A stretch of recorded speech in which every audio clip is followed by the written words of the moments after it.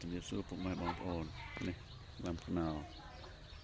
នេះទៅអាយុកាលបាន3ឆ្នាំតាន់3ឆ្នាំព្រោះវល់តានោះផ្លែបាទនេះ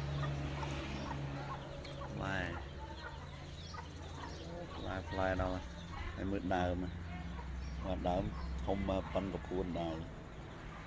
បាទมันផ្លែបើសិនជាពុកម៉ែបងប្អូនចង់ទំនាក់ទំនងដឹងអំពីវិធីសាស្ត្រនៃការដាំបាទ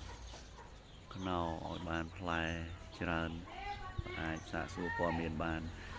ខ្ញុំមិនមានតែមួយដើមហ្នឹងខ្ញុំមាន